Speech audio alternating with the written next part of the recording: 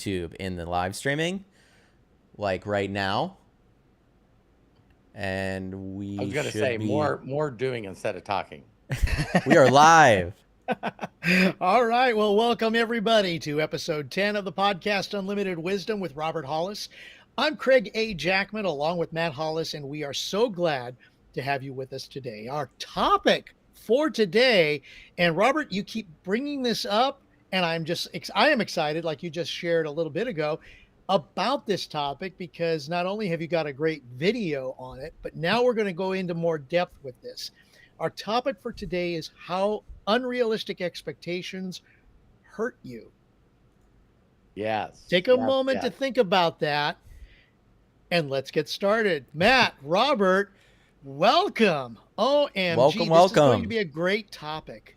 Thank you, Absolutely. Craig, for your amazing intros always. And Matt, love and appreciate both of you. So great to have you guys on here. I'll start out because my wife and I were on this subject. And this morning, my wife, Terry, Matthew's mother. And so sometimes you'll hear, I'll say, well, mom said, and and it's like, she's just an amazing woman. But how we got on this is she found a video that I've been sharing with everyone, and I'd like to know how old Trudy is, but it's a Trudy show, and this lady's an elderly lady. If I were to guess, I probably would be wrong, but I'm probably thinking 80s, and you can just tell that she's got this neat accent, and a lot of the words she says is bloody. You know what I mean? Which is, similar to the F word for Americans. And I just find her amazing because, here she's got, I think she has 1.7 million likes on TikTok.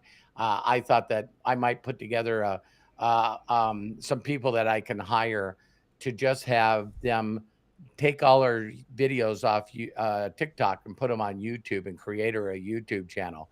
And because I'd hate to see her words of wisdom disappear, with what's going on with TikTok.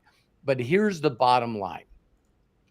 The bottom line is, every once in a while I get this theme where everything's coming to me, right?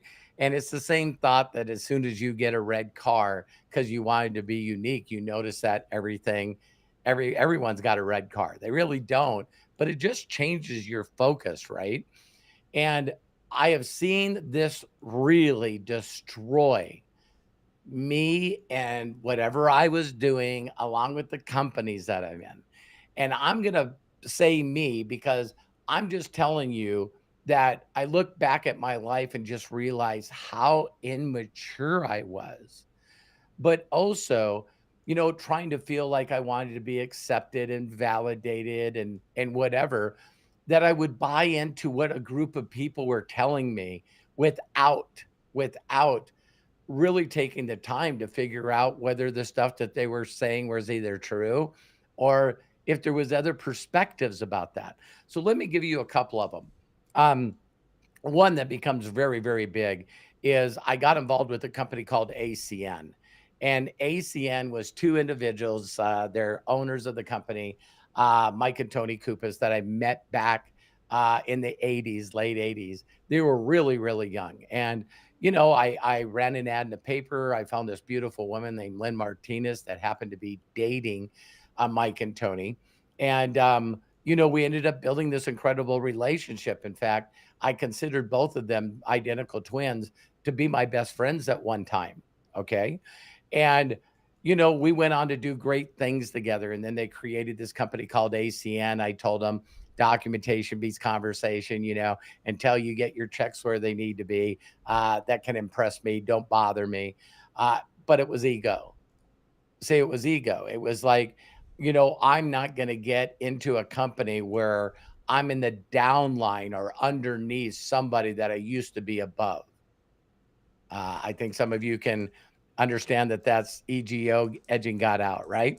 So they eventually do it. And so March, I believe in 1995, yeah, not believing it was. And I went on to be the number one person in that company, number one in the world, and customers and also in recruitment of new people. And that's why I got this award. Okay. So now what all of a sudden, I hit number one. I believe that was, again, I don't know why I say believe. I know that it was, 1999, 2000, 2001. Then the company did a bunch of things, and there was another guy, Robert Stefanowski, that was making these decisions. But at one time, the company said that they were going to go public, and for the production that I did, they were going to give me shares of stock. Well, they did this, I believe, in 1998. So I remember going up to Robert and Tony and Mike and the Greg and their other owners and saying, listen, I'm going to go back into warp speed or plaid mode, as Spaceballs would say. And I said this to them. I'm going to be number one. I'm going to grow a group bigger than anybody in this company. And, you better give me some stock. All right. So I'm going to do what is entitled. I did what was entitled. We got like 2.6 million customers. I was building like a madman, and even moved to Orange County to Aliso Viejo because I wanted to get gas and electricity customers. So see how I set this all up? So my expectations was that I'm going to go out, do this production, and then I need everyone to bow and say that Robert Hollis is the best that's ever been. Okay. So I do that. Not only didn't they decide to give out stock that year, but they had this thing called the Circle of Champions. And up to that point, the top 10 income earners are the people that got into the Circle of Champions. So I show up at this event saying that because gas and electricity wasn't working, customers wasn't saving money, I made demands. Listen closely, you guys. I made demands on the owners of the company. Here I am. I'm going to make demands and tell the company owners that they need to change what they are doing. I put so much pressure on them that not only did they not give me stock, I walked the stage.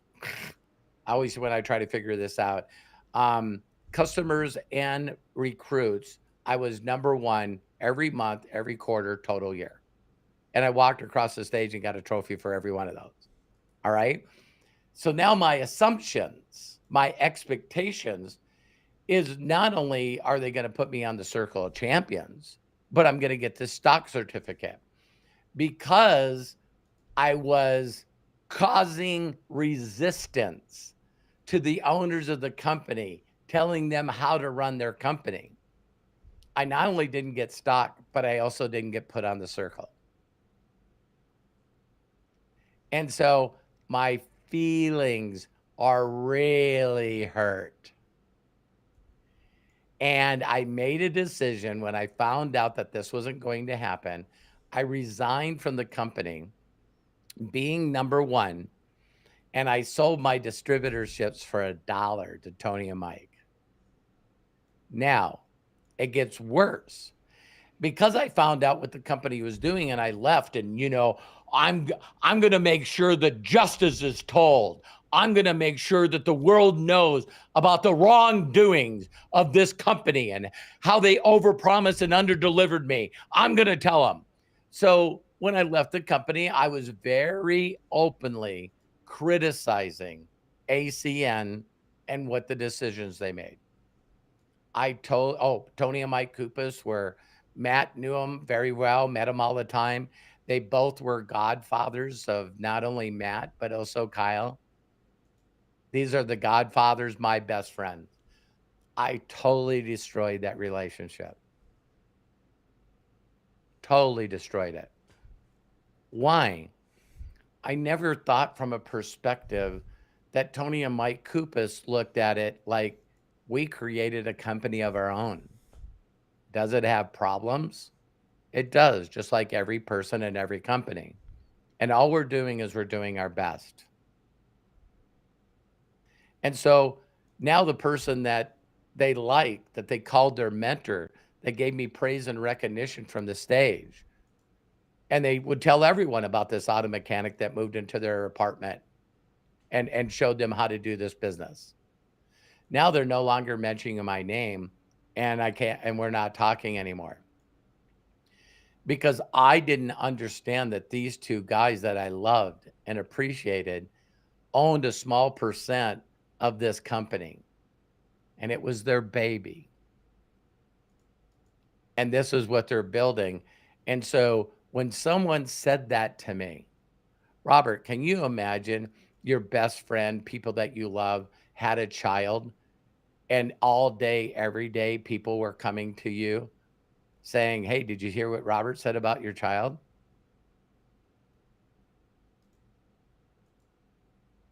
I did that. I did that because I set myself up with unrealistic expectations and basically demanding people to do stuff. Why? Why would I want a company to do anything than be the dream and the imagination that someone created and just do that? And I did that multiple times in my life with relationships and people that were close. And I was so immature at one time. I was always trying my best to make Terry the person that I thought she should be. Why don't you do this? Why don't you do things this way? Why don't you do this? Why don't you do this? She never ever lied. She never ever overpromised anything to me. Underpromised anything. I seen her goals. She wrote down her imagination. I want to be married. I want to be happily married. I want to have children. And I want to be the best mom I can be, the best wife I can be. She was very, very bold, if you know my wife. No, I had to pressure her on how I thought on religious basis. I had to do all these things that I look at myself today and I believe more like her than I did when I was dating her and asking her to be something different. She didn't change. I changed and wanted her to do these things and be this way. And why don't you think this way? And so when I become more mature, I got rid of my expectations and I changed it out for appreciation and gratitude. And when every single day I got up and all I thought about is how incredible she is, how much I love her and appreciate her, how grateful I am for her, our relationship changed in such a dramatic way that I'm more in love with her now than I've ever been. And here's the sad part about it, and it chokes me up. When she met Bobby Hollis, she never, ever tried to change me ever. She was grateful and appreciative that I helped her with her dreams. I married her. We had 2 beautiful children together. She's the best mom that I know and the best wife that I know. And when I brought this up to someone recently, a shout out to Neil Ramtreater, he was going, you just described how I ruined every relationship I've ever had. And I went, wow. So I'm asking all of you as we go into this, you know, when you expect the government to do something, when you expect certain voters to vote a certain way, when you expect certain people to believe the way you believe, and every time you're in any kind of relationship and you expect someone to sign up, you expect someone to buy stuff from you, you expect them to love and support you. One of the craziest posts that I see all the time on social media is, hey, I'm going to unfriend you if you don't like and make a comment on my post. I'm doing an algorithm, and if you don't like or make a comment or share my post, then I'm blocking your ass. I'm going like, how many of you, how would I feel if, how would I act if? I just need to know from you guys, honestly, that are commenting in the chat. Please give us feedback back. But How many of you, when people ask you to do something they expect of you, and if you don't, you're going to get punished for it? How many of you act and make sure that that relationship stays together? Or do you just become a little rebellious and just go, F you? Every time I see one of those posts, you know what I mean? Hey, make sure you like my post, make sure you comment, make sure you share. My response immediately is, not gonna do it. Ain't gonna do it. And I'm just like going, how many of you guys respond in a way that when someone says, hey, you need to hit a rank, or hey, you need to recruit X amount of people, or hey, you got to do a YouTube channel? You know what I mean? How many of you respond in a positive way when someone tells you you need to do something? And if you don't, you're going to get disciplined like a little kid for not doing it. One more thing and we'll open it up. Have any one of you been guilty like me and actually doing something for someone, giving money, doing something for them, whatever, and you had an unrealistic expectation that they should do it back? Do you know all the judge shows that are online are successful because of this one thing? This one thing. Well, I helped him out with his rent and I expected him to give it back, plus send me a thank you card. When people ask for people to apologize, when they apologize, they go, you didn't do it the right way. I didn't feel it. You know what I mean? How can you live your life with unrealistic expectations of everything in your freaking life, when everything other than your thoughts, wait a minute, you don't control those. Your emotions, oh, wait a minute, you think you control those. Some of you are getting gooder and gooder. But I'd like you to close your eyes and just really pause for just a moment before we start this and tell me what you really, truly control. Because if you don't believe you can control your thoughts and your emotions, then that means that you're not practicing. You're not practicing on controlling your thoughts and emotion when you're not emotional. It's hard to control your thoughts when you have anxiety or you're depressed and you're like, the world's ending and the government and, oh my God, TikTok's going down. And what's happening? Did they break into the campus of Columbia? And it's like, man. So when you're out of control, your thoughts and your emotions, and everything in life is unrealistic expectations, looking for appreciation and validation and that a boy and that good girl. How many people do you hear today that are still in trauma from their childhood because, well, my mom and dad didn't do this. My mom and dad didn't do this. My mom and dad didn't do this. My grandma and grandpa didn't do this. My brothers didn't do this. My sisters didn't do this. My teachers didn't do this. So you actually get to create in your life a world and everyone in it that are all planning to be against you. And when your unrealistic expectations make you feel and believe like everybody in the world is against you, then it aptly is it's a hallucination that you created that now you get to pile on and beat the shit out of yourself. Now I'm a nobody. Now no one cares. No one loves me. No one gives a shit. Do you notice that everything is no one, no one, no one, no one, no one, no one, no one? And so now you have shame and guilt and you're pissed off at yourself and for procrastinating.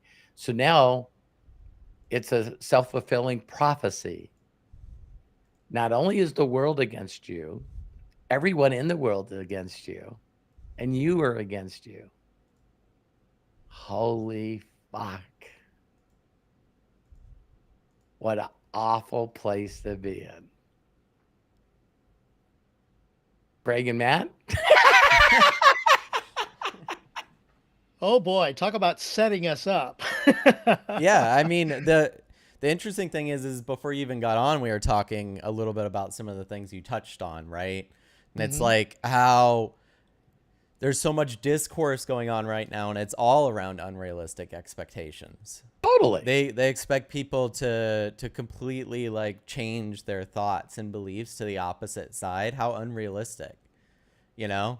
So it is like one of those kind of main things right now, I feel like, because so many people are dealing with putting unrealistic expectations on themselves, unrealistic expectations on others, their government, the people that are supposed to serve them. I think it always just comes down to what is serving your happiness and what isn't, right? Like in so many ways, if your unrealistic expectations, and this is something I learned myself, still working on it, but if your if your unrealistic expectations are actually making your life like fucking miserable, then it's probably a good idea to reevaluate why you have those expectations, where that comes from.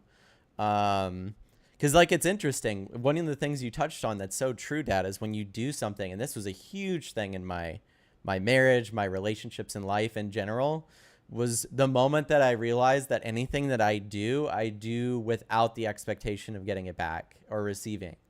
Right? If you go out of your way to do something for somebody, but you don't expect them to reciprocate, right? Then you get like true reciprocity sometimes, but it's important to not expect it, right?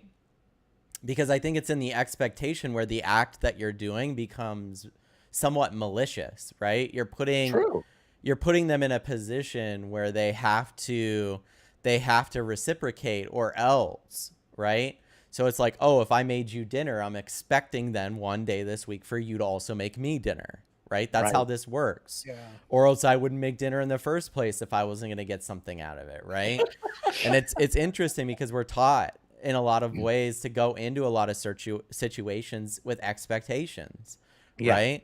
It's like, okay, I'm doing Well, this. I think we watch. Don't we watch and mirror and match other people, even though people want to think that they're independent? I mean, it's their environment. Like mine, for example, like I have learned to be better with unrealistic expectations because I've been in situations where people have told me that, listen, that's an unrealistic expectation to have, like on yourself, on others, right? Because you go into certain situations and you go, this is going to be great. I'm going to do all these great things. And I'm going to have it done. I'm going to have it done by next week. Exactly. Right. Yeah. I mean, the expectations of, you know, if you have a creative person, especially someone like me, and a deadline exists, the deadline only exists if I have to do it, right? Like, you know, there's certain things we do. you know, Matt, I wanted to make sure I don't interrupt you guys. I'm sorry. No, it's fine. You know, Matt and Craig both, I'd like you, as we move on with this topic, can you identify some places in your life where, you know, in the past that you go, guilty as charged? I mean, when I did a shout out to Neil, after I said what I said to him, that was inspired by, you know, last night I watched Bon Jovi documentary. And Terry and I, my wife, talked about it afterwards. And the one thing that I hated about the documentary is how much John beat the shit out of himself virtually 24 hours a day. His whole entire language was, I wasn't good enough. I didn't hit that note right. I didn't deliver enough, you know, and, you know, man, you know, then, you know, his voice started giving up on him, and then he has surgery, and he kept saying these things like, if I can't be 100% of the 80% that I used to be, then I'm just not doing this. I'm going to give up. And I think about people like Willie Nelson was the first thing that came in my mind. You know, people don't realize that artists and people do things and they make us feel incredible. And we remember the emotion that the way that they felt made us feel. Now, if you see them live in concert, You're in the state. You're in the vortex. You're in that feeling. I don't think that you're thinking about them missing or not singing as good as they used to. So I thought of Mick Jagger and I thought about Willie Nelson and some of these people that love making people feel good. And you never, ever, ever hear them talk about, my voice is not what it used to be. I'm not running around stage like I used to be. I'm not good as I used to be. See, you look at Willie Nelson and he's not doing it for any other reason. And Bon Jovi did say one thing that I loved he goes, him and a couple of his band members said, you're in the zone or you're not. And when I'm on stage and I'm in the zone and there's 80,000 people singing my song, that's heaven on earth. I don't even feel like I'm in my own freaking body. And everyone's playing exactly the way they're supposed to play. But it's never the same. So we said like 400 performances they did in a year and a half live. I'm going like, I'm just like, and of course, every documentary you get to see the ups and downs. And we all know that their lead guitar player, just one night, they had like 11 shows left for a tour, and Richie Sambora just didn't get on the plane, just didn't show up. And a lot of people are hurt, but we got to do what we got to do. And they were all worried about what everyone was going to feel. Wait, that one of your band members is not there. And he just came out and said, hey, let's talk about the elephant in the room. It's obvious that one of our band members have been exchanged with another one. And we're going to do our best to make you forget every problem that you have. Get on the roller coaster. Let's go to work. And I went, damn. I'm not even going to address it. We all know that this guy's not Richie Sambora. Now let's make this happen. So please. Yeah, Robert, that's what happens when you're doing stage productions every single night. And speaking it from my point of view as an actor, it's like, okay, when we rehearse obviously the scene as it's set using the director's vision. And we go up and typically we do 12 shows, 4 weekends, 3 shows per weekend. Okay. Show 1 is going to be different from show 2, which is going to be different from show 3, which is going to be different from show 8, 9, 12. And you don't know what's going to happen. And I could see your show one night and then go back and you didn't do the same stuff that you did in the first show I watched. Well, we should try to do that, but it's very possible, just exactly the way you shared it with Richie Sambora. Right. And even, it's like they're going to have one fantastically incredible night, Bon Jovi. And then the next night they could be doing the same thing and it's going to bomb for whatever reason. Wow. And it is that way in live theater because opening night may be, it was okay. And then you go to the third night and it's like everybody's standing up. You're getting a standing ovation. You're like, what the heck did I do? And then you try to replicate that same thing the next night and it bombs. And that's what I love about the one phrase I know I've shared on our earlier podcast that Sir Laurence Olivier, he said that he did an incredible performance. I don't know what the show was, but he did an incredible performance, standing ovation, 3 curtain calls, something like that. And he goes backstage and everybody's celebrating because it was such a great show. And he's not there.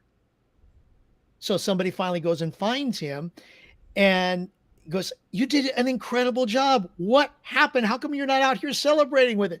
Because in his head, he said, how am I going to replicate what I just did tonight, tomorrow night, and the next night, and the next night? Yeah, I mean that's that Talk about unrealistic. unrealistic. Yeah, Yeah, I it's mean it unrealistic is. expectations. And that's one of those things where like I love that saying that you're your action, not your accomplishments. And so as long as you can I've consistently never heard that. focus on what actions you're taking and not what you're accomplishing, because you're not really in control of what those things are necessarily. Like to us, Some people think they are. yeah, A to it. lot of people think they are. There's the unrealistic expectation again. Well, that's the thing, right? You have certain personality types that look at accomplishments as something very personal, and you look at certain people that see accomplishments as a group thing or a country thing or whatever you want to call it, right? So like I think it obviously it's different based off the group that's looking at the accomplishment, right? Like you'll see people go, "This was a great win for the country," or "This was a great win for this group," right? Mhm. In reality, like a majority of your accomplishments, even the awards that you get or whatever it may be, were gifted to you because someone else saw your action and said this deserves to be rewarded. You didn't you didn't choose the award. You know what I mean? You didn't go out going, you might have had it in your like mind's eye, like say you want to win an Oscar or something like that. You might be like, I want to win an Oscar. I can see myself there. But the reality is you're only capable of doing the actions that might get you there. You're not capable of whether you'll be there or not. Right? Or the response of the other person who you expect the positive reactions from. Yeah. I mean, my two of my favorite creators, talents are Stanley Kubrick and Stephen King, and both of these two people aren't very awarded people. Like Stephen King has gotten some stuff later in life, but never like he's not ever won like the Peabody Prize for writing or anything like that for anything that he's written. And Stanley Kubrick, if you ask someone like Martin Scorsese, Steven Spielberg, any of the like de facto best of the best filmmakers of today, they would say Stanley Kubrick was like the GOAT, right? Like the person that really changed a lot, changed the way that things were done. Basically just did them the way he wanted, right? And he was more involved in the actions of what he was creating and cared less about the expectations of the audience in the same way. So he was okay with something like The Shining being nominated for worst movie of the year, but then two generations later, I have it tattooed on my body in a poster back here, and it's one of the best horror movies ever made. So he envisioned, he's like, I'm going to do my creative abilities, do my actions, not have expectations on what the art needs to be other than what it is. And the audience will or will not show up for what I create. Right. And that audience, imagine this, going back to insane expectations, not thinking at all about expectations, planting a seed of a tree that will grow and give shade to not you, but to the generations after you're gone. Right. That's kind of the thing. It's like, wow, imagine. So Kubrick did live and he was friends with Scorsese and Spielberg, but he died very early on, right? In their careers, so to speak, in comparison. So now, even to this day, you'll still hear them bring up, or like Christopher Nolan, he'll bring up 2001: A Space Odyssey, right? As like an inspiration for his work, and Interstellar and Oppenheimer and all these different things. And dude's been long gone for a long time. He didn't win. The only Academy Award he ever won was for visual effects. Wow. So it's like, didn't win Best Director, didn't win Best Picture, so those would have all been expectations, right? He's only one of the best filmmakers of all time. So why didn't he win these awards, right? He should have. But look at all the actors that we thought should have won awards who never have. And not just actors, but directors, like you were saying, producers, things like this, who have vision. Anything, athletics, everything. Exactly. When we see people perform, so Bon Jovi, they had this funny thing where they got inducted into the Rock and Roll Hall of Fame. And so this constant thing, I think, for those of you that constantly find yourself not happy and not full of joy and not fulfilled because of you constantly with the wrong thoughts and the wrong expectations constantly are destroying your life. So Bon Jovi gets up there, they win, they get nominated into the Rock and Roll Hall of Fame. Here was his speech. He goes, I can't tell you how many times in my imagination that I wrote this speech, and I don't know which one to give. The one that's appreciative and grateful, or the one that says, fuck you. And he said that because he thought that I should be in the Hall of Fame already. Why are these guys ignoring me year after year after year? So to think that he wrote a speech, a fuck you speech, because it took too long for them to make him in the Hall of Fame. What a way to destroy the moment. Oh my God. I was watching him say that and I'm going like, so you're constantly pissed off because you're not good enough. You didn't hit the notes right. You should have did more tours. You should have got more number ones. I felt sad for him, You know, to go through this incredible career. And he's starting to get joy in his life now, only because he's pushing into 50% now is charity. So now he came up with the Soul Charity and these places that feed people all over the world and house people. And people that are homeless and not knowing where to go can come volunteer their efforts, but they then also could eat there and also stay there. mm-hmm. And he says that he's getting all this enjoyment because he's got a wine company with his son. And, he's doing some stuff with his daughters and he's doing stuff nonprofit with his wife. And it's like, now I get to pour myself into helping other people create their dreams. And so now everyone that has unrealistic expectations, you're the sound voice that goes, hey, Matt, don't worry.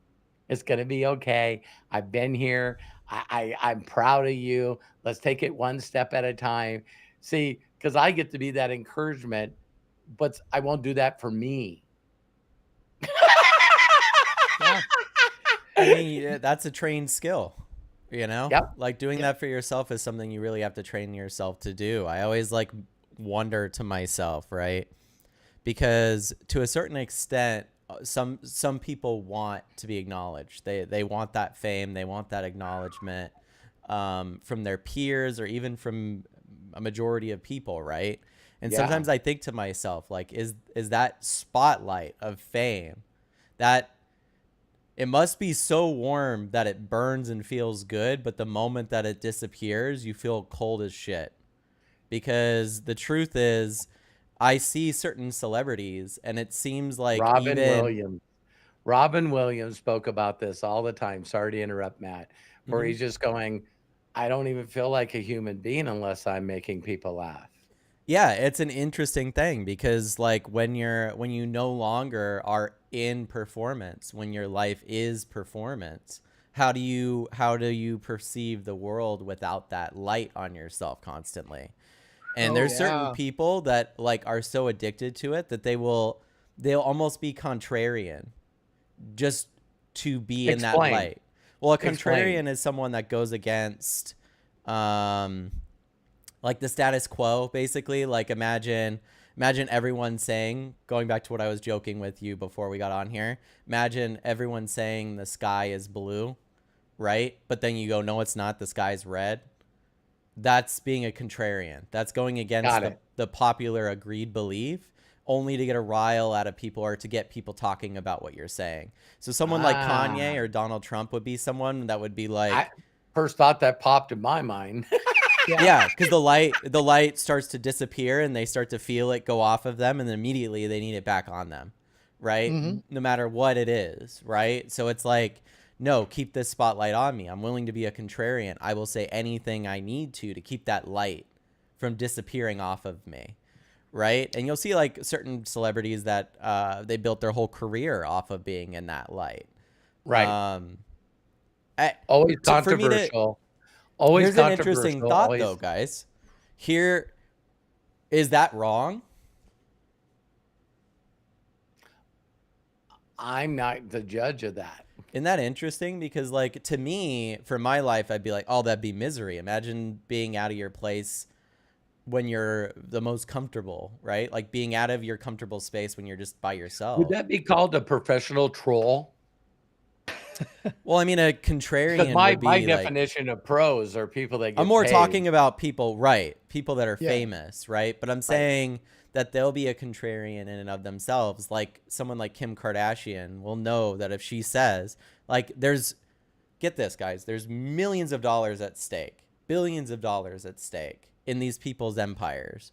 There are people that surround them that manicure and modify their public image to make sure that it's marketable.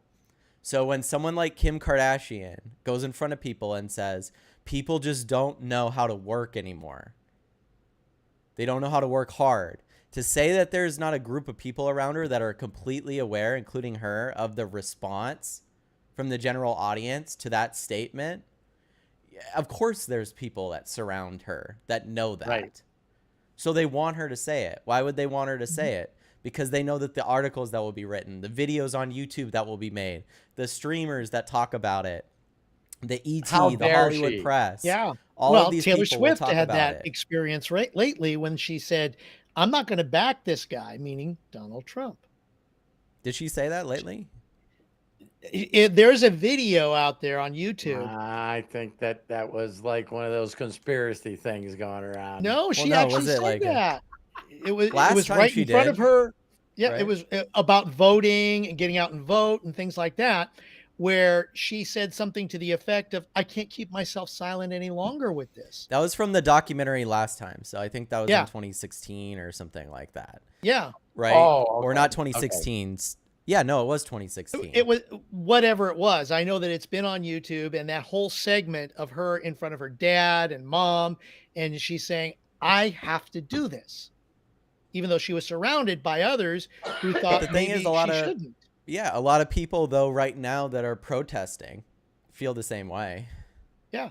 They feel like their overwhelming responsibility to disrupt and speak about what's going on right now in the world is their main mission, even over their education, right? So like I think in a lot of ways it's interesting because going back to unrealistic expectations, and this is a little bit of what me and Craig were talking about before we got on Hmm. here, is it's like the unrealistic expectation of removing the American flag and putting another country's flag up instead, and how that's going to motivate moderate people to support you. I don't know. I could support both sides in different ways, but to think taking down the American flag would do something positive for the American community in your support of your belief, you're wrong. I don't know. Try that in another country. Oh, You're yeah. assassinated right on the spot. I mean, it depends on what country it is, right? Yeah. Like, I think the patriotism here is pretty strong. I'm not exactly the world's biggest American patriot, but I also think at the same time that there shouldn't be such discourse that you should want to look at the government that you're a part of and refine it to be a healthier and safer place for everyone that's a Right. part of it. You shouldn't look at it as like an enemy. You should look at the people that are running it as the enemy, right? Because the belief or the thought or the idea has spawned a lot of positivity and negativity, right? But on the same hand, to get rid of the United States flag is in a sense saying I'm against the United States idea. I'm against the people that are coming up with these stupid fucking ideas, but I'm not against the country itself. You know what I mean? Right. Like Well, I And wasn't that's, love the yeah, country that's a that I'm in. the main differentiation thing that needs to be made. I seen Harvey Levin, that's TMZ, and he was being as patient as he could while he was talking to, I guess, one of the most outspoken professors and Columbia University or whatever.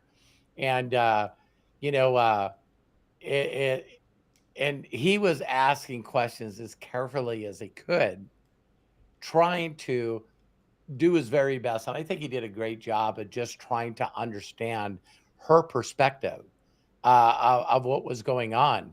And I remember that, she just basically said that, what the students are protesting is that the university has to immediately stop supporting are receiving money from Jewish people and Jewish companies. And Harvey Levstein went, do you know how big that is? Do you know that a majority of the universities wouldn't exist if that happened? Mm-hmm. And for that reason, you no longer get an education and a degree. From that kind of college. Why are you there? See, and the professor said, well, I'm here to be a professor. And she goes, but isn't your goal to educate children or young adults? Where is the gratitude and the appreciation that I get to go to a place and get a degree that's going to hopefully further my life? And Robert, you shared that kind of It's sentiment in that previous video you did on unrealistic expectations when you said changing expectations for appreciation and gratitude. Right. I watched that again because there's so many nuggets in that video. Thank you. There really are. And you know, Matt, thank you for bringing it up for today as part of the podcast, because especially in today's environment, if we can't change the expectations that we have for appreciations and gratitude, and we don't open ourselves up to thinking outside of our own little circle, our own little box, our own little tribe, then how are we going to move forward? You know, how do we not see maybe a civil war taking place? Well, it's like the dare I bring that up? I mean, but it seems like that's where we're going sometimes. Or really, even when they show the map about how many universities, I feel sorry for this 1 year of people, you know, or 2024. So do you imagine before you say that, I saw something funny, Dad. I was the gonna kids say that graduated in 2020 had their high school graduation. Exactly the same thing. Yeah. And so, all right, I guess I'm going to be one of the only people that didn't graduate because I graduated in 2020. Now you go 4 years of college and you're not getting this one either. I wonder where this group of people are. Maybe they end up, I'm going on a limb here, you know, because I don't know that I don't know. But maybe they become the really adjusted group of kids, young adults, because they constantly got taken away from them from what they expected. It's like, when do you step up and go, hey, I guess I'm the one that has to create who I am and what I feel and my thoughts and emotions. You know, I can't expect to graduate. Maybe I'll wait till college. Well, that doesn't happen either, because there's crazy stuff that happens all the time that, again, are out of our control. Right. Yeah. And the other thing is too, especially with the times that are changing, when you think about it, you know, okay, maybe our parents had expectations of us doing certain things, becoming certain types of individuals, but that's not what we are. That's not where we are at this time. I mean, Robert, okay, boy, you brought this up. You know, I know a lot of Jewish people and I love them. Yeah. But the biggest funniest, you need to be a doctor or a lawyer. The biggest, funniest comedians in the world that are Jewish is this common theme. But Craig, why don't you do something with your life? What are you going to do with yourself, for God's sake? Exactly. Where are my grandkids? Oh my God.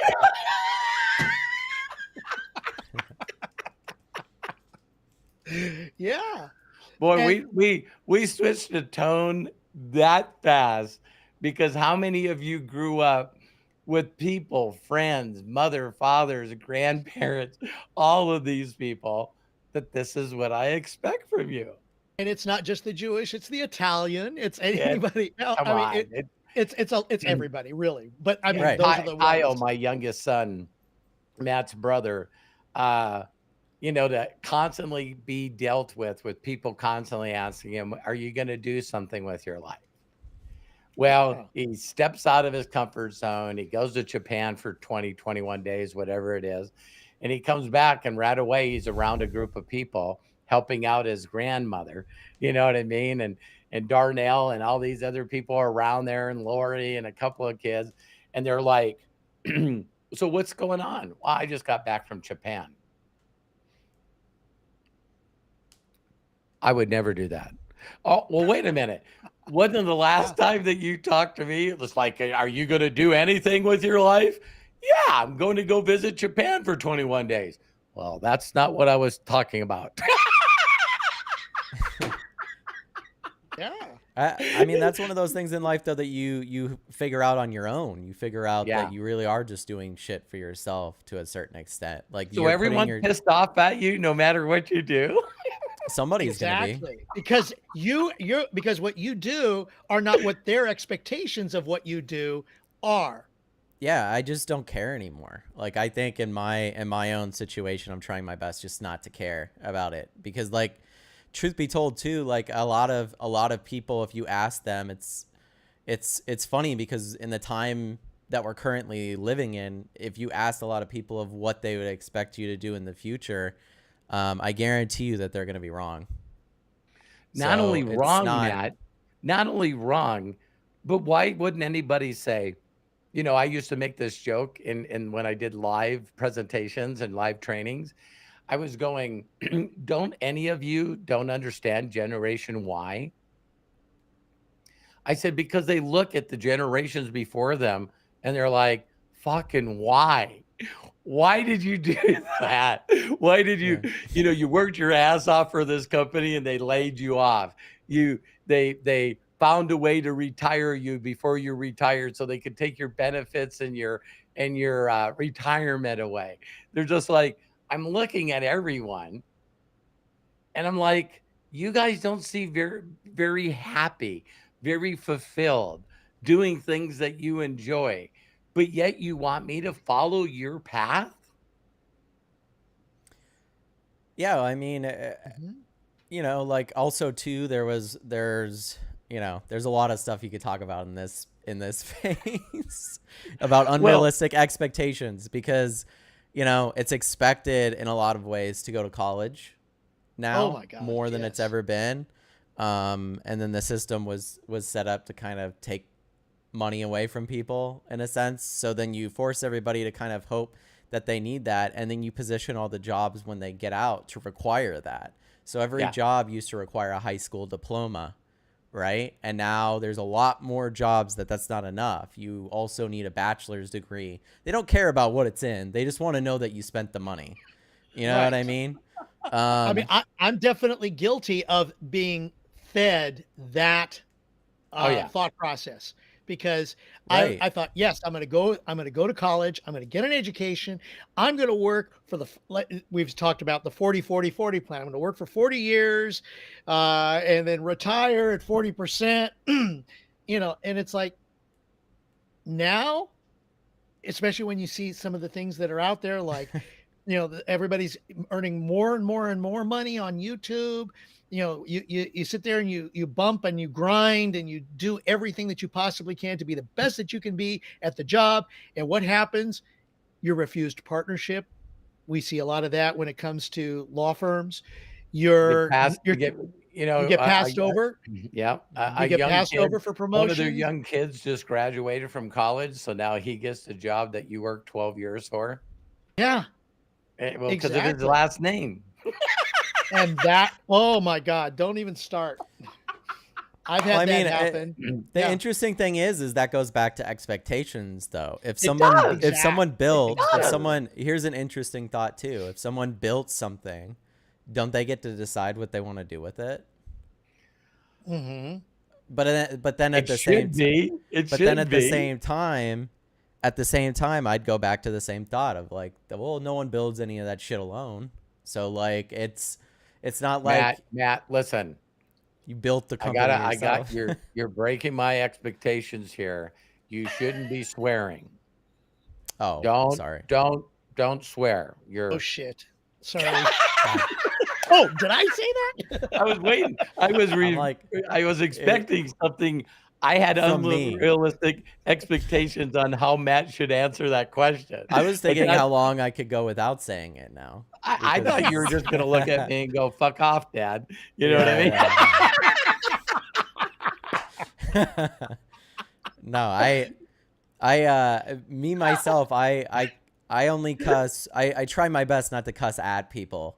You know what I mean? Because I had a situation, when I was younger and not as wise, that I learned from on the internet, where I was irritated at somebody, and then I like kind of somewhat went off on them, in a public group of people. And I realized very quickly that that's not what that you don't cuss at people in public like that. It just changed the dynamics of the ways that people saw me. Don't direct it at, because it does. Well, we all have that thing in our mind where we've all felt bullied. We've all felt, mistreated, and made to look not smart in front of a group of people. I just think like you take yourself out of the emotional situation and you put yourself in that person's shoes, regardless of the decisions or things that they made. And you go like, man, I would not want to be in that position. And then just don't do it. Simply that, right? Like, exactly. I wouldn't want to be in a position where I made a mistake or I made a joke or something and people called me out and did something to me in a public space, because I would much rather them pull me apart in private and be like, that was fucking stupid thing to say. You know what I mean? Because that's like what a real friend would do. But like, if you've been in a situation where you've been called out in a public space with your friends, maybe you said a joke, maybe you went too far on something. Yeah. You learn, hopefully, to stop doing shit like that, because you realize that people don't like it. Like, it's just one of those things that people don't like, because not that had anything to do with this situation. No, it does. It totally does, because not saying that it's right or are giving you permission to do that, but if I cuss somebody out directly to them and singled them out, they probably didn't do what I expected them to do. Yeah, I mean, and the other thing that's what this subject is. So it probably lowers your expectation. It lowers what everybody expects of you to the other person's level. I think that's the part. There's this one thing that I heard very early on, and I admire it. And Kubrick did this too, but I've even heard it from Quentin Tarantino, right? But he's like, okay, rap party happens. You just finished the movie. Who's going out? Not you. You're not going out. You're staying. Why would you stay? Expectations. As the boss, as the person that's at the front, people not only act differently and not themselves around you, right, when you're around, but will perceive you completely differently if you put yourself into those scenarios. Just don't do it, right? It's not that you can't go out and have fun yourself, right? But when you're in a position of power or when you're in a position of authority, it's very important that you don't put yourself in a position where you could be, the expectations of you change in those ways. Like, not that unrealistic expectations aren't in that situation bad, but I just don't think if you're a leader, you just shouldn't be partying with the people that work for you. I just don't think that's a healthy dynamic. But we're all celebrating. We hit 1 million subscribers. You got to be a part of the party. I'm busy thinking of, like, I could celebrate with you guys and then walk away and be busy thinking about what 2 million looks like. Yeah. You know what I mean? That's my job as a leader. I think that in a lot of ways people get it mixed up, and then they start thinking that, oh, well, they'll like me more if I'm their friend. And it's like, it's not about just being their friend. It's about respect as well. You respecting them respecting you. Whether that's unrealistic expectations or not, I still think it's a huge thing. Like, it is. Yeah, what would be the opposite of unrealistic expectations? Maybe not the opposite, but people that fall into this people pleasing things. that they got to be all things to all people. It's like, let me show them that I'm fun as well as serious. It's like, no, for real, they should know that while they're working with you. Yeah. If they don't know that while they're working with you, then you're clearly not showing yourself, and you're being a person that you're normally not. Because if you work with certain people that are at the top and they are fun to work with, you hear the people that are working with them say that. They're like, they're such a joy to work with. It's just so great to work with them. They're so relaxed. They're so willing to change and figure things out. They should know all those things while they're working with you. What I'm saying is the dynamic changes when their job, livelihood, or whatever is attached to your decisions, and you're putting them in a position where their expectations to treat you is different, right? It's like, oh, okay, well, we're all going to party together, so now let's all act like we're the same and normal. That's not how it works. You know what I mean? I thought of this, Matt. Yeah. Not only are you right on the money here, I just love this subject. I don't know if you guys do. I love this subject. I do too. Yeah, I'm going to say something else that I think is important as well afterwards. But... Okay. I'll be short. So not only is your mind being a people pleaser, but being a people pleaser, they never respond the way you want them to respond by you being a people pleaser. What a shitty life. What a shitty life is that? Yes. Well, people respond the best to confidence, like confidence in yourself and who you are. Like one compliment I've gotten is, and this is from the work that I've done on myself, so this is a great compliment to hear. Isn't it great when you work on yourself and like get a compliment that you want to hear? But it's I feel comfortable around you. I don't feel expectations from you. Right. I feel relaxed around you. You're very at peace. I feel like when I'm around you, I don't feel like I need to be somebody that I'm not to please you. Right? You're not judging me. Exactly. I don't feel that judgment from you. That is a great compliment to get, because it just feels warming, because it's like, well, I don't ever want to be someone that brings that in. I don't want to step into a room and everyone holds their breath until I talk. Right. I want them to go, holy shit, he's here. You know, like, hey, what's going on? Like that should exist regardless if you're the boss or not. But what I'm saying is you definitely should not put yourself. And I'll say one more too that I think is very important. Going, man. This is called a podcast. Yeah, I'm on a rant right now, and this is why, you know, when I'm listening and stuff, I'm learning. But like the whole aspect, you'll see these people get power and grow, right? And you'll see them get in a place of power, and then they have everyone around them that's telling them that they're the shit, telling them that their ideas are the best. And then they go home to their family. Maybe they've been married and their kids, and their wife's like, it's been shit today.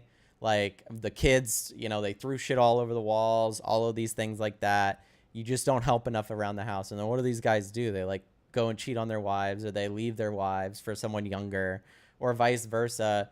They'll like betray their family in a sense. Right. I think the goal of a family is to equalize you in those situations. Amen. Yes. It should be a place that you can let that boss shit go. You shouldn't. Yep. In my life, and I've seen this even with you, Dad, too, of course, but it's like, as I have children and grow older, I want to leave work and come home to a place where they can rip on me and I can rip on them, and we all can just have a good time, right? Like, not that you can't have respect from your children, but I think at the same time, it's very, very important for that environment not to be like, I'm moving from a business person back to a business person in my house. Like, I have no desire to have oversight over every single little thing my children are doing, because that like stops them from being who they are. You know what I mean? Exactly. And exploring. Have you ever felt me personally with you expecting you to do something? I think, and this is something that I'll share. It's a therapy thing, but I think it's not. It's more so like. And here's an interesting thing, going back to unrealistic expectations, because you get this shit based off of what you see in other places, right? Sure. So it's like, okay, do I get any negativity? No. On the other hand, when you're raised with positivity in one direction and then non-acknowledgement in another, then obviously you're going to go into the direction that gives you the positivity, because that's just how we're wired, right? So, yeah, I'm good at a lot of the things that you like. I'm good at marketing. Oh, look, it's like, okay, I wanted to build websites. Now my son just happens to build really nice, beautiful websites. Oh, I would like to shoot videos. Oh, it just so happens that my son's really good at recording and editing videos, right? So, yes, I've realized as I've gotten older that, yes, I might have gotten good at some things that got me praise and recognition from my father. That probably makes us human, right? It's a human trait. Of course we want that as children. Yes. But as you get older, you figure out, okay, well, what are some things that I do want? I want to make movies. I want to do some of this stuff. Do I get a lot of praise and recognition from my family for writing? No, because they're not interested in it, right? But I might have an unrealistic expectation because maybe I saw a documentary of Billie Eilish and her parents were like all over her making of music. It was like their whole identity was supporting her and Phineas, her brother, in making music. And you see what they've accomplished with that talent. And you could go, man, I wish I would have had that. I wish my parents would have read through every one of my screenplays and been like, we need to get this in front of the people that it matters. You're so good at this, right? Not everybody gets that.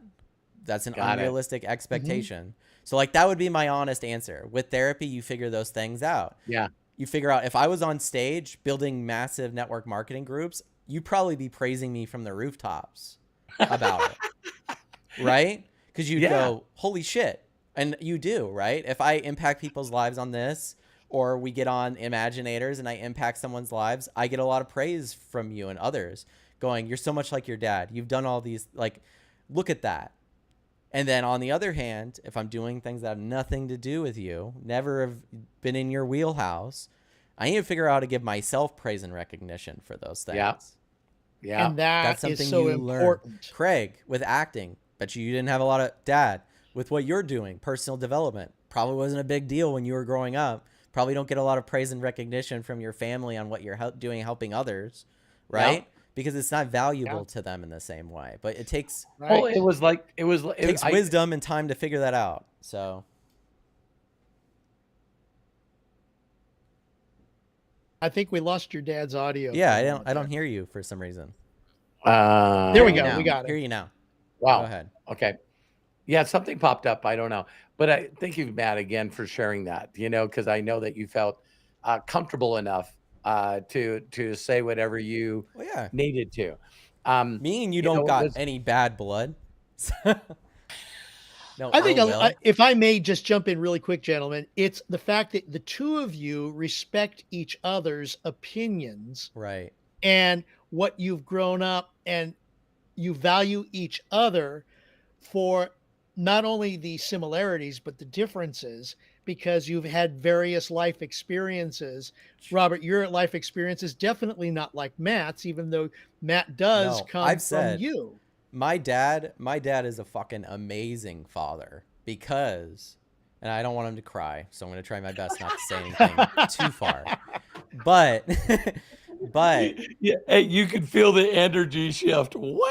But like I admire people a lot that have been through trauma and don't commit generational trauma. You know how hard that is to not do. So to grow as a person enough to be the opposite parent of what you grew under is so fucking rare. And to have that not even permeate into your personality. Me and my dad have gotten into arguments before, but we're human, so we're going to. But never have I ever felt like, Dad, you don't respect me as a person, or want me to succeed, or want me to be myself. I think that's what I've learned. And I know when I have children, it's so funny because as I've gotten older, you move out, you do all these things, and I know a lot of people here will relate to this, right? And I know my younger brother will relate to this. The moment you move out, you realize very quickly how much shit your parents were doing, right? Yep. Because you go, holy shit, I have to do all this myself. Like, wow, they really were taking care of me, right? And hopefully you had great enough parents to feel that way. Not everybody gets that experience, but I did. So my experience was, holy shit, they really took care of me. And now when I am in the phase of my life where I'm going, okay, me and Hannah want to have a family, we're thinking about it more, putting our roots down somewheres. Now I know I'm going to go through that whole process where I'm having conversations with my dad going, holy shit, did I make a You're mistake right. here? What? My life was so easy before Yeah. this. Yeah, Right? yeah. And Well, that's where So you have to give yourself my grace too. responsibility, right? Like me and Hannah both talked about that. It's like the responsibility of your life changes, and it should hopefully change if you're a good Yeah. person, in my yeah, opinion.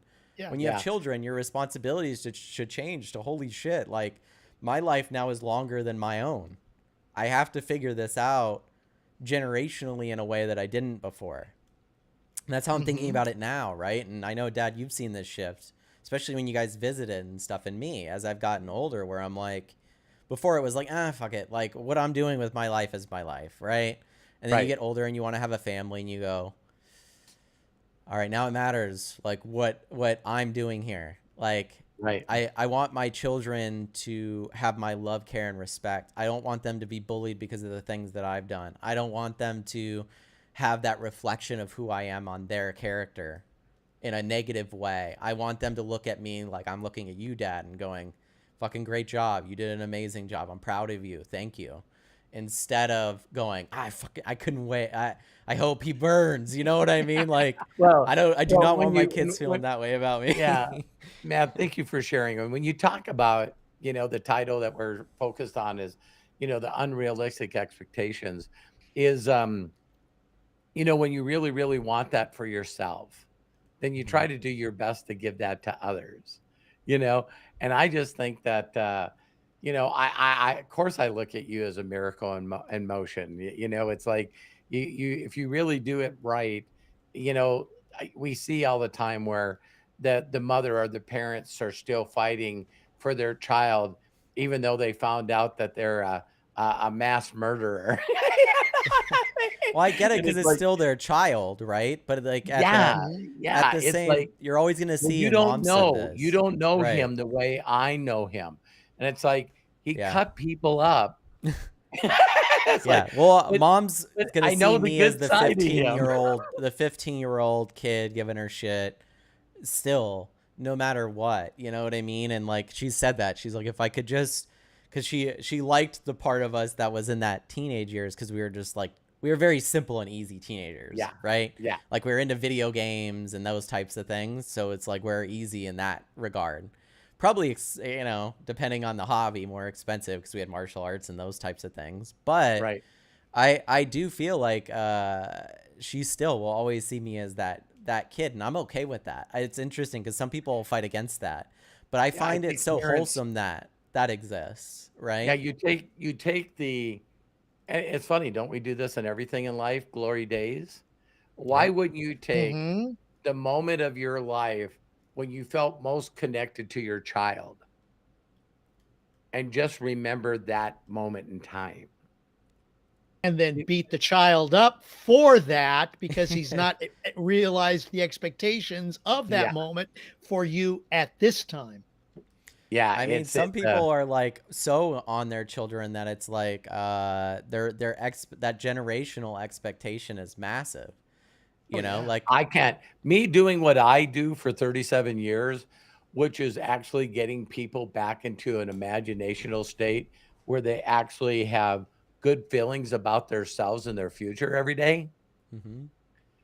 The number one thing out of all, and I'm talking, I'm not bragging, millions of people that I personally have had contact with, and them trying to live up to the unrealistic expectations that others, and mainly parents, had for them has been disastrous. It's a lot of people. Oh, Because these people go, I, Josh Zweigel, it's like, you need to go to college and get a business degree. Don't look at your father and your mother and your aunts and uncles that own businesses. You need to get an education. And for Josh to go, so what's the goal when I get done? I got a business degree. I got a master's in business. And so this allows you and your brothers to hire me as an employee. What's the grand plan here? hmm. No, we wouldn't want you to work for us. Oh, you'd want me to work for somebody else? Mm. I never thought that far ahead. I just wanted something better for you than I had. Yeah, but you did everything for me and you're an entrepreneur. How about if I give this entrepreneur thing a try? I mean, It's like, let's be wait a real. minute. That experience, being an entrepreneur, especially if you want to be a boss like Josh, right? Right. If you want to be in that position, we're talking about a small incremental amount of people that are capable of Oh, doing that. And very, it's very small. and it's interesting because I've always fought like with like the nature nurture part of this because it is fascinating. It's like, okay, so if in his situation, nurturing tells you go in this direction, and yet even if you've had that from someone like Bill Gates, even if you had someone like Mark Zuckerberg, you go through a bunch of people that are like this, right? Go get a degree, go get an education, go do these things. Then they just fucking bail on it and go start their own thing anyway, Oh, right? So it's yeah. like, even if they were told to do the opposite, that's nature in a sense. That means that somewhere in their brain, they're going, nah, I'm more right. Yep. And they My have that brother, such early on. It's interesting, yeah, my right? brother is that way with everything that we have done, and I know I've shared this also.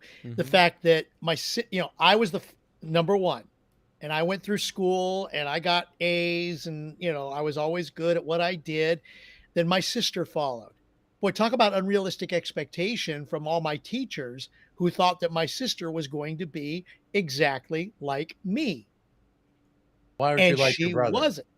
And then even going to my brother, exactly, where my sister at least was, I'm not going to say that she was like 70 to 80% of what I was, but she in her own right was a very smart person, a very good student, and she did her own things. And then my brother comes along, and those exact same teachers who had my brother, who went to the same school that we did, was like, well, why aren't you like Craig and Lisa? Wow. Oh my God. And my brother was just like, all right, forget it. I'm done. I'm not even going to compare myself to him. And Total I rebel. total, Total rebel. total, Mm-hmm. exactly. And yet I can look back on times where I am so proud of my brother for being who he is. If I may share a story, my brother's a Please. skate. If my brother's a skateboarder, and he is, he Hey, several my years brother's a ago. rollerblader, so. Okay, yeah, that's right, Junior. Mm-hmm. Um, so he was going to, or he's always been his own creative individual. He's been an excellent photographer. He's an artist. I can't draw worth a damn, but he has a good eye for art. He's great on skateboards. He's great with a lot of, with music too, in the sense of he plays bass. Anyways, he had one opportunity to go to the world championships for downhill slalom skateboarding, but he couldn't afford it. And I was in a position where I just basically said, Brad, you've got to go to the qualifier. And he was just, Wow. and I said, here's the money. I don't care if I get it back at this point in time or not. This is an opportunity for you to do what you want to do. And whether you come back on the podium or not, I am so proud of the fact that you went, excuse me, and you are going to be able to do this and qualify. And guess what? He qualified. Wow. What a great story. And it was because I knew that he could do it. I knew what he needed to do. And I was there to, I changed my I didn't even think about the expectations that I put on my brother because he was number 3 in the family. And he Right. was kind of the scapegoat for the 3 of us from everybody else. I knew what my brother could do. Was anybody in his family there to watch it? Unfortunately, not. Isn't that interesting? But we were there in the sense of being in spirit. We supported him. We were behind him 100%. See, that's the same thing that Matt said. It's like, what a great story. Thank you for sharing. I'm glad Yeah, you that's shared that. amazing. Very sweet of And you too, Craig. I feel like it was great that Kyle went to Japan. I wasn't gonna pay for it though. It's quite expensive. No, but you supported him going Right. to No, I Japan, know, right? I You know. And I supported him think being on his own and being who he is. hell yeah. I think that that's the thing is like when you're whether it's spouse, sibling, parent, friend, right? Exactly. When you're in that position and you see someone really really like going for something that's interesting to them and they've wanted, of course your reaction to that should be absolutely positive and supportive, Right. like without thinking about getting it back either, Exactly. right? Like maybe the sibling or whoever I'm talking about has been against you. It doesn't hurt you to be for them. If anything, it'll change. You know what I Right. mean? And if it doesn't, unrealistic expectation. Don't expect it to change. You're changing. Your actions are changing. That's what you're in Yeah. control of. So I just Oh, had another. just the words, right? Excuse me, Robert. I'm sorry. Those were, say that again, Matt, Yeah. please. what now? Rue just Say what jumped you at just me. shared again. You're gonna have to say it. How, uh, oh my God. Unrealistic The, expectations. the unreal about the fact of you changing. Oh yeah. Well, I mean, there's multiple. I actually forgot what I was saying because Rue jumped up at me. So something came out of my mouth. I Oh, said it. It was so golden, and now I don't remember because Rue's like all right. We're jumping going to at have me. to So remember that this is like one everybody else hour, rewind and 22 tell me what I minutes said. into Yeah, there the you go. 1 There you hour, go. 21 minutes into the podcast. Someone But will. Someone will remind me in chat yeah, Yeah. probably. but it was just so powerful. It's, the fact that you can say that, um, you know, we understand where we're at and we give, oh, damn. I don't know where No, I'm I'm going getting with it this. back. I'm getting it back. It's coming back. Well, let me say something because Go Yeah, ahead. Dad, Go save ahead, us. Robert. Sorry. It's no, no, no, wow. no. Whatever Matt said got me to believe and say, man, you know, when you try to share your imagination and what you love and what, you know, really gives you joy, and you start sharing that with other people, and they immediately knock it down. Hmm. Okay. So, how many people did your brother say to, I'm going to be a skateboarder and I'm going to be freaking great at it? And it's like, Oh God. listen, Yeah. listen, don't you think it's time that you drop down that shit and stop imagining being good at a skateboard and get a decent freaking job that I can brag about you? You know, I don't, I'm tired of all the family and friends coming to me and they go, so what's your youngest son doing? He's skateboarding.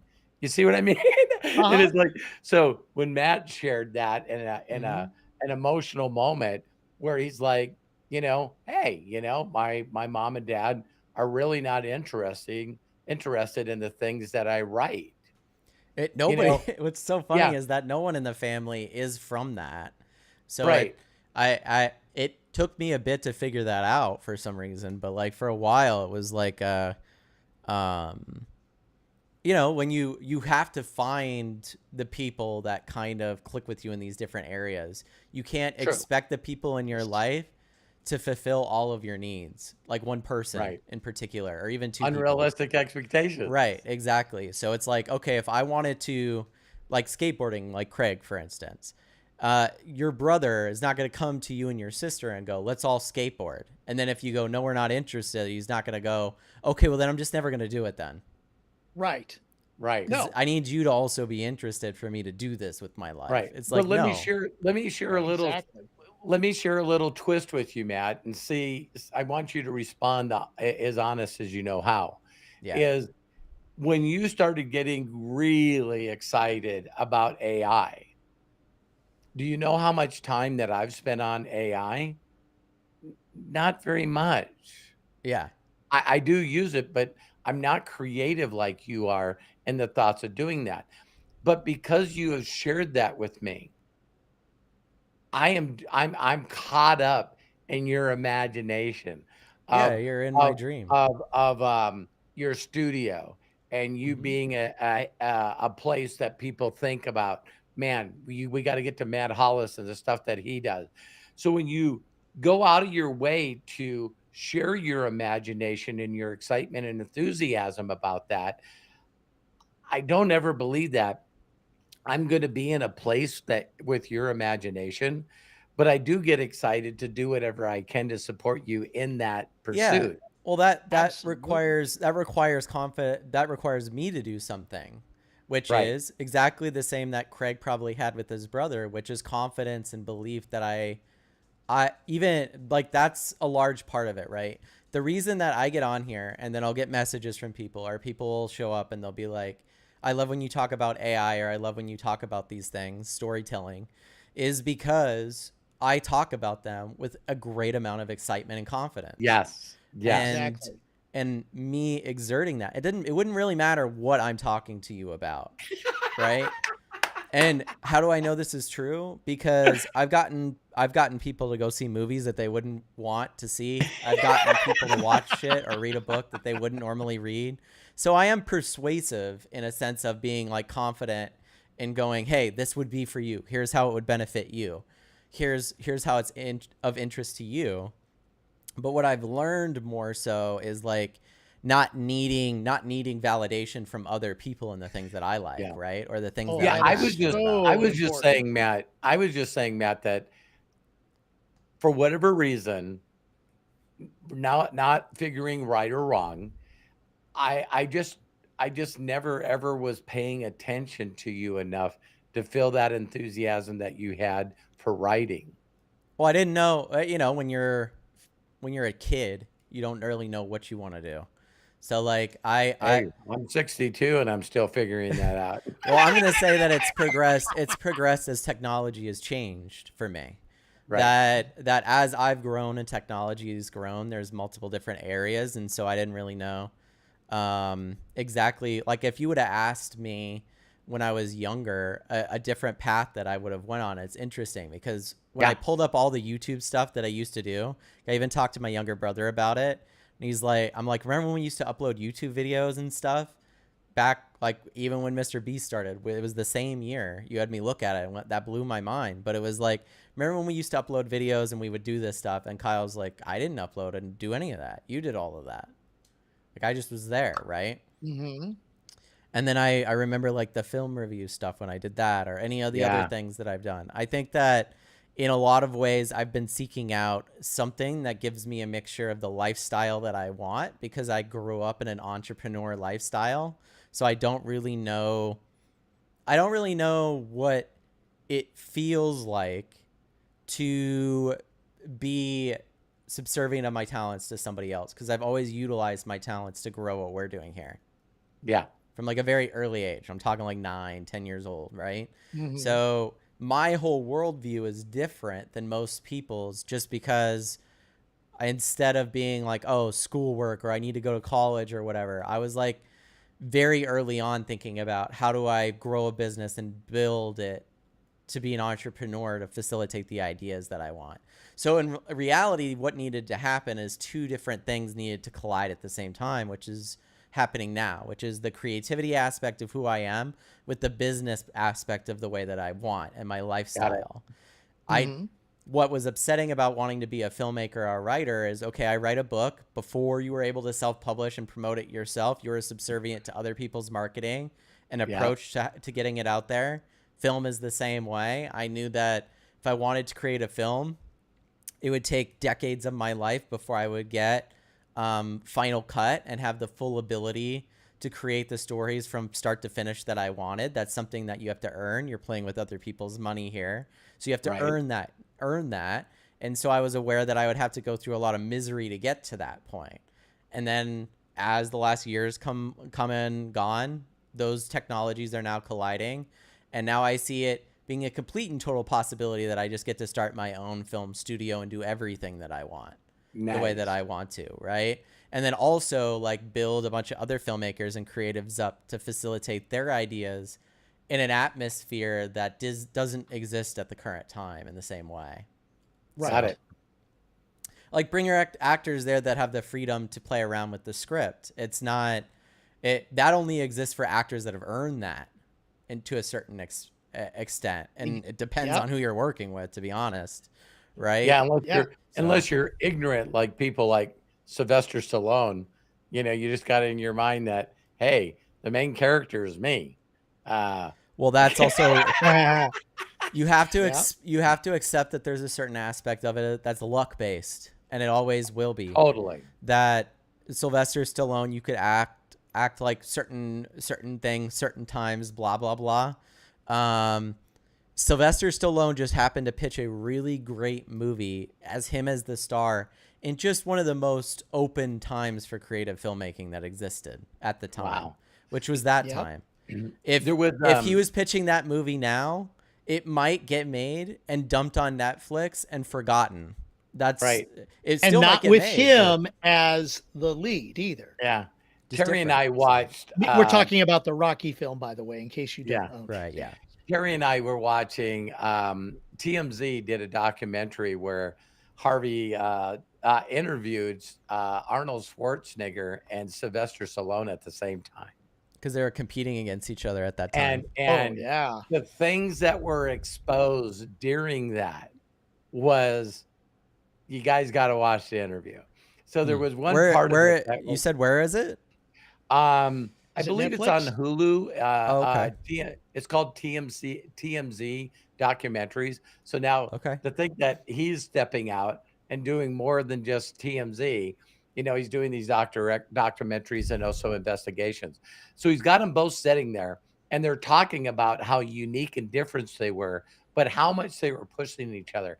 Like, one example is they were actually counting in the movie between them how many people were killed in each movie, body count. Yeah, there's And a so- website that does this. And so they had to keep going back, or how big was a car chase, or, whatever. So there was one thing where Arnold said that he knew that he would never catch Sylvester Stallone unless he made a mistake. So him and his agent and manager purposely put out that this agency was reaching out to him for this movie, and it was called my mom shot somebody. I forget what it was, but they're stepping into comedy and all this stuff. And so Sylvester Stallone heard through the rumorville that Arnold Schwarzenegger was going to take this film. So now they did it on purpose. So Sylvester Stallone's manager reaches out and says, Arnold's going to get this film. We need to get you in it. And they did. And it was Sylvester Stallone's worst movie that he ever had. Yeah, it's Hulu, by the way. Okay. I was going to say, though, out of the two of them, though, like, Schwarzenegger, can we admit, is pretty great at comedic roles. Like, he is. Every year I watch Jingle All the Way for Christmas. I love that movie. I don't know why. I just do. And so what was really, really hilarious is that Sylvester Stallone looked at him and went, "What?" And he goes, "I guess I should apologize for that." And he goes, "Wait a minute." Because he was going, "What did you do?" And he said, "Well, my manager and I came up with this idea that we would make the world hear, and knew you would hear, that I was going to beat you to this role." And he goes, "But as I apologize, I want you to know that I did it on purpose, and I'll tell you why." He says, "I only could think of one way that I could catch you, and that you had to have a sucky movie. You had to trip and fall for me to catch you." And he goes, "So my mind conjured up this idea that, man, if we could get Sylvester Stallone to do this movie with a elderly lady that supposedly she was, shooting people." I'd never heard of the movie. It was that bad, but they said mama shot the train or something. I don't know. You guys could Google it. I'm gonna Google it. I think I know which one you're talking about. I saw to that show one, yeah. that, both of them just kept this competitive thing going. And then the other thing he goes, Arnold's, like you said, Matt, perfect. He's naturally freaking funny. And so as soon as he did that, Sylvester Stallone says, "Well, touche, good one." He goes, I guess I now could admit how I set you up. And Arnold goes, what do you mean? He goes, well, I heard that you were running for governor. And I reached out to you and said, anything I can do to support you. Because I wanted you the hell out of what I was doing. The movie was called Stop or My Mom Will Shoot. Yeah. 1992. So it's as old as me. So isn't that hilarious that both of them are like not only trying to beat each other? And that's when Arnold said, really, is that the only reason you supported me? And he goes, because he says, I remember like it was yesterday. I look at all my fans and then I look at all of Sylvester Stallone's fans. If we both endorse me going to governor, I'm going to be governor. So he said, I don't think I would have ever made that decision if you didn't call me and tell me you were going to back me. It's like, listen, if I have my enemy, my frenemy to a certain extent back me, then Arnold I know I got right this. Behind that, he goes, well, people really knew who we were.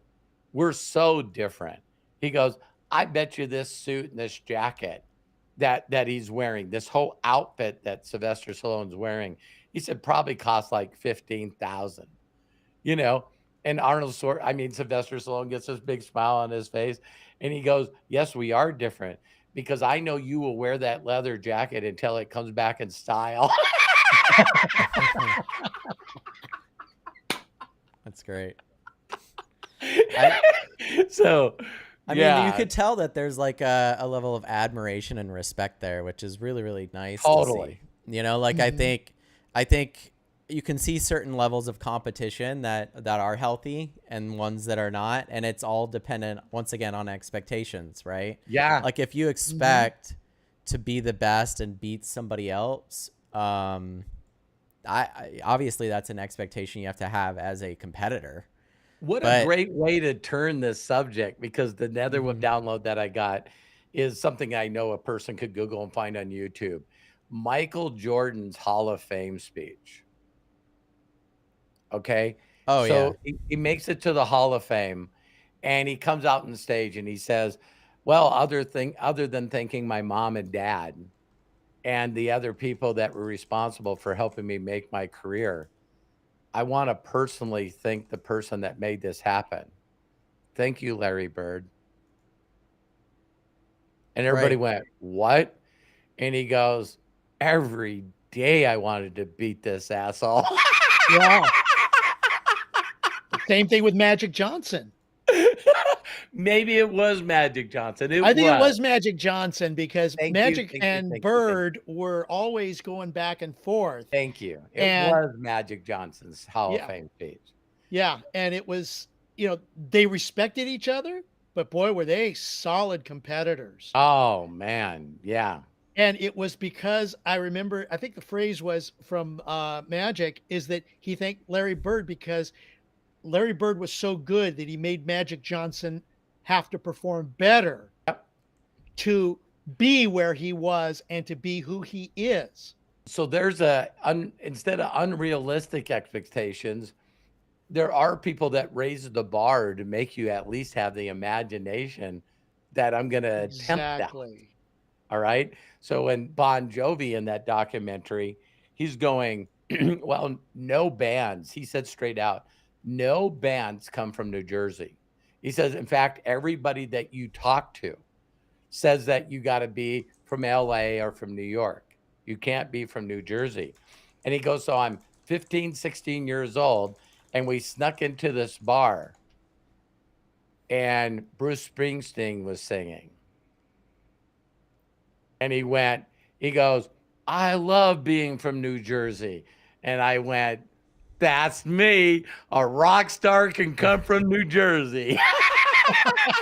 I was going to say, one of my favorite bands growing up in my generation did come from New Jersey. So that's funny. Who was it? My Chemical Romance, which is like, you guys are not going to know who they are.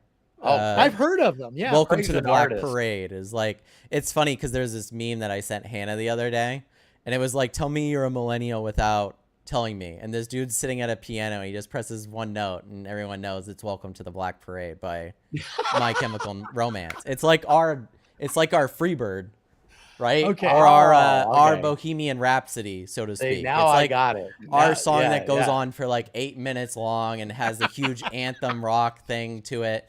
Listen to it if you haven't. It's a great song. Cool. So I think you had to grow up with it. You know what I mean? It's like I didn't grow up with Leonard Skinner, but I like him. that's true. So yeah, That's true. I think it only goes forward, right? Like I love all music that was before me, but I hate all music that's in front of me. No, I'm just kidding. Well, It's now like, I think listen, that's whatever the these case. kids, now these you need a laptop and this mixer thing, and you just fade one song into the other. Pretty much. yeah, I mean, it depends on what you're making. It's interesting because you'll see, like EDM music, like electronic music or hip hop music, has a lot of sampling. And if you guys don't know what sampling is like taking bits and pieces of other songs and mixing them together, or lowering the tempo of the song or increasing the beats per minute of the song to like distort it or change it, right? So this is how, if you hear a certain hip hop song, you're like, oh, I remember that song from back in the day. Or it'll be a very popular song and you'll remember it. But if you guys Right. ever Googled, right, certain artists, like maybe pick Daft Punk as one of the biggest EDM ones, or in hip hop, you could pick someone like Kanye West or Jay-Z, or in other branches of music, you can do this too. But these two are the most predominant. You'll realize just how vast their talent is for this. Yeah. Because you'll see them take a beat from a song that they listened to on a record from the 1960s that I have no idea how they heard that, right? And I've seen them because some of the people I respect, like Yeah. Tyler, the creator, you'll see these guys go to the record store and they'll go through and buy old records and listen to them. Like 90% of their job sometimes is listening. Mastering their art. Exactly. So they're listening to Mastering their that art. one particular spot, and then they go, "Oh, if I did this with it and this with it, it would touch this part of your brain." Right. And yeah, I mean, it's a whole art in and of itself. And Hey, Robert, you share that in a sense on your YouTube channel with, I guess it's Sickic. yes. Yeah. And Yes, you- yeah, Yeah, where he takes the songs. I mean, the mashup with Phil you remember Collins the and time? Michael. Mhm. Phil That's the Collins and Yes. and Michael Jackson. Michael Jackson. Gee He's whiz. and then he inserts himself into it with certain at certain points. But he's taken that whole thing and created a brand new piece based on the sampling of those two classic songs. yeah. And it is an interesting topic too, because like for whatever reason, the expectations on a lot of that stuff is obviously like copyright, and it'll be interesting to see how that goes yeah. with AI, because obviously you can somewhat copyright somebody's voice. It'll just be interesting to see how far that law goes, because if you wanted to take somebody's voice like Michael Jackson and put it in a song singing lyrics that you wrote, but you distorted it in some way, then it technically would fall under free use because you're changing it. So on the other hand, certain artists can't do that, right? Like Kanye West just had his new album come out, and he had a song on it that sampled a thing from an Ozzy Osbourne song. Okay. Or maybe, I think it was actually from, what band was he a part of before? Who, Ozzy? Black Sabbath. Yes. So it was like from Iron Man, right? And so he sampled it, and Ozzy was like, obviously Kanye is a shitty person now, especially, but Ozzy was like, I don't want that on my music. I don't want you to use that sample. You're not allowed to use it, right? So then Kanye just went and found he had sampled the exact same beat from Iron Man on one of his older songs called Devil in a New Dress, and he utilized that sample from his own song in his new song that sampled the original song, and he was allowed to do it because technically he had given him permission, and technically that it was his work that he was sampling off of, even though the sample was used from a Black Sabbath song. So that's where I'm like, why I said all that shit is to say, I know there's people on here that creatively want to make music and do things, and the imaginators. And it's like, okay, at what point is it copyrighted and it isn't, right? If I'm sampling my own work that I distorted. Now And I'm there was a sampling someone lawsuit else's. recently about something like that, It's where weird, right? you've got 4 basic chords in different Ed progressions. Sheeran. Yeah, Ed Dad, Sheeran. you could share a little bit about that, because that is another one of those situations where you're like, all right, we're getting into a world now where we're going to have more creative people than we ever have. I think we're about to go through a digital renaissance. Like, if you know, the renaissance is through human time of art and creativity and stuff. They normally exist in times right after a bunch of negative shit, right? Like, we're going through the negative shit pile right now, and we're in that, and we're swimming through that. And then once we get to the other side of that, I think that it's going to be pretty great. I think that the world's going to be pretty great. Yeah. So. Well, we talking about this subject right now. You know, I'm not that old. I'm 62, but I've seen the world just get to a point where they're just tired of everything being a chaos. You know, so, you know, this too will pass. And I just think that if people understood that, if you become who you hang around and you sort of lose your identity by being a people pleaser, and you're just following a group of people because you really haven't figured out your path, what you were created to do, then eventually, if you're following a bunch of people and being a people pleaser and you're not authentically doing what you're supposed to be doing, then it's going to get to a place where you sort of throw up your hands and you go, okay, I give up. I give up. And I'm tired of trying to please these people. I'm tired of following people just because I don't know what I'm doing. And it really forces you to step back and go, who am I? You know, and even in that short video that I sent you guys today with that, Kyle knew who he was, but that Dr. K gamer or whatever. And Kyle knew who he was. And for him to immediately say, hey, listen, you know, when are you going to come to the realization that your DNA is different than everyone? And so the whole world tries to fix you, put you in this fucking box. This is what you need to do. This is how you need to learn. This is how you pick your career. And this all got sort of inspired this morning from watching, you know, the Trudy show. You know what I mean? And right away, I sent the video to people, and Neil and a number of people came back and went, that's what Terry should be doing. I know. You know what I mean? It takes a certain person to want to do that. Every single, exactly. Like, I'm so with you on that, Dad, because I think, like I said, my mom and my aunt Kathy, I feel like both of them, they could sit down in front of the camera and just rant, and I feel like most people would watch it because they're just so funny. I told your mom, we could set up a camera somewhere in the house where she doesn't know that it's pointed at her, and then the other one would be on TV, because people don't know why I love this person so much, because she doesn't have a filter. And so the audible what? We just had an earthquake. We just had an earthquake. Talk about live. Yeah. We just had my whole desk just shook. Yeah, I felt like it was somebody punched me up. Yeah. And then rolled. And then moved me. Yeah. I was like, it was like I was on a roller coaster for a second. How is that for live while we're going? Yes. Whoa. Well, welcome to California. Hey, we're definitely talking about something shocking. I'm on the podcast still, but that's why the dogs went crazy. Hannah's like, earthquake. Well, I mean, we're coming up at the top of the hour here, so we probably should just do an end of it, just in case we get some aftershocks and me and Craig got to take cover or something. So hard to do a podcast and crawl underneath your table. You know what I mean? Your desk. I mean, I have wireless microphones and cameras. Yeah, so I could probably get my mic to go long distance and just take the camera with me too.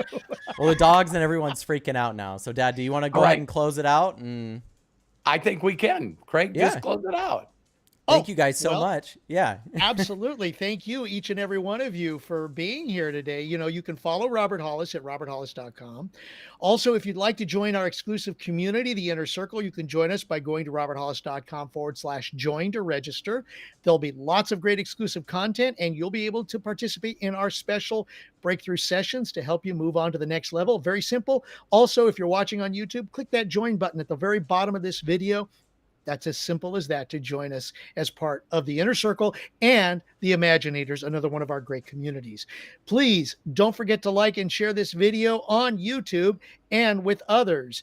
It will help us grow our community and reach those with ears to hear. Thank you, and shout out to our executive producer, Matt Hollis. Bless you, my friend. Thank you so very much. And of course, Robert Hollis, our inspiration. And thank you for joining us today.